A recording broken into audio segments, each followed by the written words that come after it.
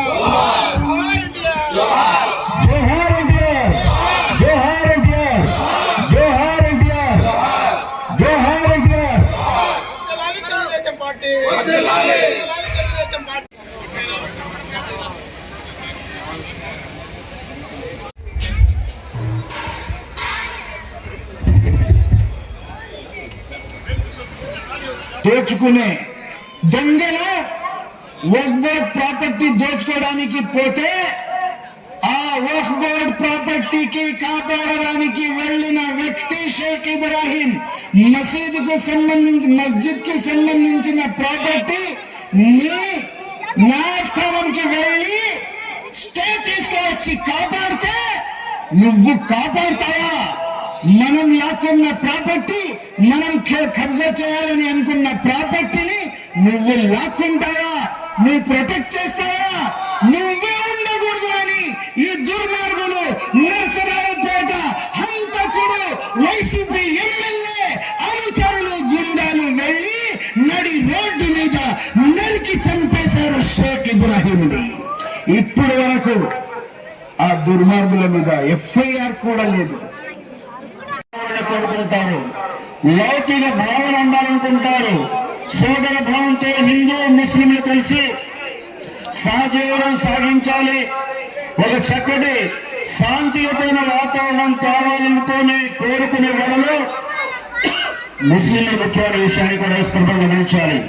అందుకని తెలుగుదేశం పార్టీ మత సామరస్యాన్ని కాపాడే పార్టీ, లౌకిక భావాన్ని మరి ఒక సిద్ధాంతంగా భావించి హిందూ ముస్లింలని సోదర భావంతో శాంతియుతంగా సమాజంలో జీవించే విధంగా కృషి చేసిన పార్టీ తెలుగుదేశం పార్టీ. 19 పరిపాలన చేసినప్పుడు చంద్రబాబు నాయుడు గారు ప్రతి సంవత్సరం 500-600 కోట్ల రూపాయల నుండి 1200 కోట్ల రూపాయల వరకు మొత్తానికి 5 సంవత్సరాల్లో 3600 కోట్ల రూపాయలు మైనార్టీల సంక్షేమం కోసం, మైనార్టీల పేదరికాన్ని దూరం చేయడం కోసం, మైనార్టీల అభివృద్ధిని ఆ పిల్లలు బాగా చదువుకోవాలనే ఉద్దేశంతో ఆయన విద్యా వ్యాప్తి కోసం, ఉర్దూ భాష వికాసం కోసం, మరి మసీదుల నిర్మాణం కోసం, షాదీఖానాల నిర్మాణం కోసం, అదే రకంగా మరి ఏవైతే వక్ఫ్ ఉన్నాయో ఆ వక్ఫ్ని అభివృద్ధి చేయడం కోసం అనేక రకాలైన పథకాలు మరి అమలు చేసిన ఘనత తెలుగుదేశం పార్టీకి దక్కుతున్న విషయాన్ని కూడా స్పష్టంగా గమనించాలి. ఆ అన్నగారు విగ్రహావిష్కరణ కార్యక్రమం జరిగింది. అంటే అది కూడా 10 రోజుల క్రితం నిర్ణయం తీసుకోబడింది. అంటే ఇది అనౌన్స్మెంట్ వచ్చాక నేను చేసిన 2 పనుల్లో, ఒకటి స్వర్గీయ నందమూరి తారక రామారావు గారు విగ్రహావిష్కరణ సంతరావులో చేయడం, 2 నియోజకవర్గంలో సుమారుగా 6-7 వేల మంది మైనారిటీ సోదరులతో ఈరోజు మీతో ఈరోజు గడపడం, ఎన్నికల సమరానికి, ఎన్నికల ప్రక్రియకి ఈరోజు నాంది పలకడం చాలా కాకతాళీయంగా జరిగిన ఖచ్చితంగా ఖచ్చితంగా జరగాల్సిందే జరిగిందని చెప్పి నేను ఈ సందర్భంగా తెలియజేస్తా ఉన్నాను.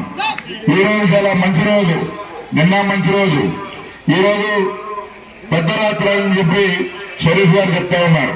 అందుకే పెద్దలు మన అహ్మద్ గారు వెళ్ళిపోయారు. ఇంత పర్వదినాన మీరు ప్రార్థన చేస్తారు మన కుటుంబం కోసం, మన బిడ్డల కోసం. ఈ రోజు మన రాష్ట్రం కోసం, మన పార్టీ కోసం, ఈ సమాజం కోసం మనం అందరం కూడా భగవంతుని ప్రార్థించాల్సిన అవసరం ఉందని చెప్పి తెలియజేస్తుంది. అందరినీ ఒక మంచి పరిపాలన ఈ రాష్ట్రంలో జరగాలి అంటే రేపొద్దున తెలుగుదేశం జనసేన ప్రభుత్వం ఏర్పడాలి. ఒక సమర్థవంతమైన నాయకత్వం, రాష్ట్రం పట్ల బాధ్యత కలిగిన నాయకత్వం అధికారంలోకి రావాలంటే మన శక్తి సామర్థ్యాలతో పాటు భగవంతుని ఆశీస్సులు కూడా మనకు ఉండాలి. ఈరోజు మీరు ప్రార్థన చేసేటప్పుడు లేకపోతే నమాజ్ చేసేటప్పుడు మీరు భగవంతుణ్ణి ఈ విషయం కూడా ప్రార్థించాలని చెప్పి కోరుకుంటూ 24 ఎన్నికలు అయిపోయిన తర్వాత మళ్ళీ 29 ఎన్నికల లోపు అంటే 5 సంవత్సరాల లోపు మన 95 పంచాయతీల్లో 55 పంచాయతీల్లో మైనారిటీ సోదరులు ఉన్నారు. 4 కానీ 4,000 మంది కానీ. ఈ 55 పంచాయతీల్లో నేను ఇందాక చెప్పిన మసీదుకు సంబంధించి, అలాగే ఈద్గాకు సంబంధించి, అలాగే కమ్యూనిటీ హాల్ మన షాదీఖానాలకు సంబంధించి, అలాగే బరీల గ్రౌండ్కు సంబంధించి, వీటితో పాటు మదరసాలకు కానీ లేకపోతే నా దృష్టిలోకి వచ్చిన ప్రతి ఒక్క సమస్యని ఖచ్చితంగా పూర్తి చేసి మళ్ళా మీ దగ్గరకు